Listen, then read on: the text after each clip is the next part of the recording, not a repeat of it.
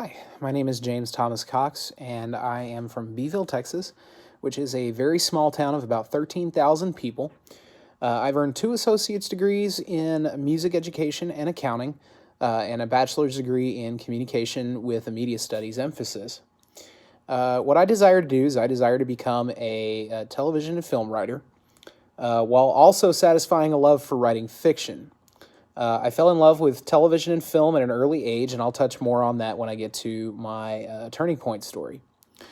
Concerning Mastery by Robert Greene, and specifically the strategies for finding your life's task section of Chapter 1, I connected with a few of the strategies in different ways. For example, the first strategy was the primal inclination strategy. Greene says, in order to master a field, you must love the subject and feel a profound connection to it.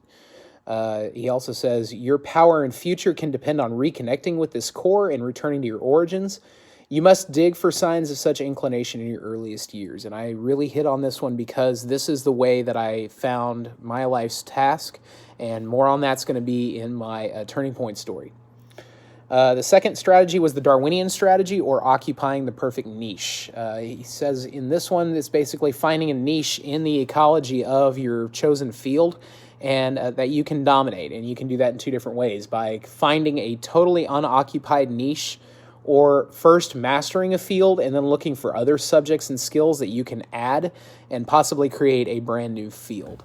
I didn't really connect with this one because I'm still curating a newfound desire for the industry that I chose, but with more research, this will possibly come later. The third strategy was the rebellion strategy, or avoiding the false path. Because the field we chose does not correspond with our deepest inclinations, we rarely find the fulfillment that we crave. Our work suffers for this, and the attention we may have gotten in the beginning starts to fade, which is a painful process. If it is money and comfort that dominate our decision, we are most often acting out of our anxiety and the need to please our parents. This one resonated with me because I feel that this is how I was led astray from my life's task, and I actually got angered reading this section. The fourth strategy was the adaptation strategy, or letting go of the past.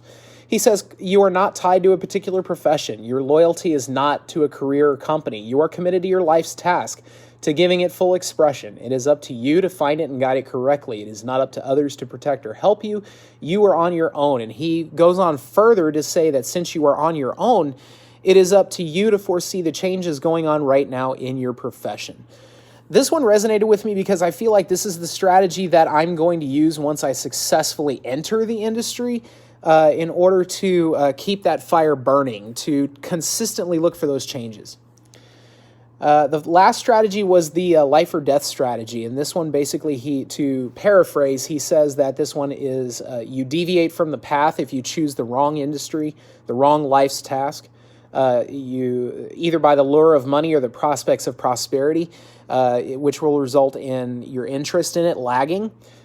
Search for easy sources of money when the money stops coming because of your lagging interest, and it drives you further and further away from your life's task into a dead-end career.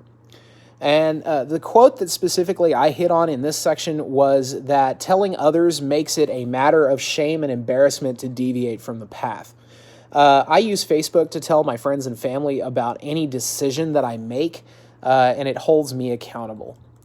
On to my Turning Point story. I always had a love of the television and film industry. I was attracted to good stories, and I later fell in love with how things were done, the mechanics of everything.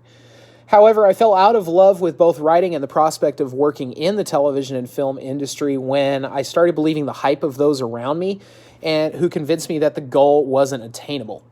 Fast forward to today, I've been a teacher for 5 years. In the beginning, I fell in love with it, and after a while, I was seen as a liability because I was bringing a program to the school that cost money but delivered non-visible results. I've become disenfranchised with teaching because I feel like I'm no longer adequate, and I feel like I've deviated farther and farther away from my life's task. It was only after thinking about what I really love doing that I stumbled upon a memory from my childhood.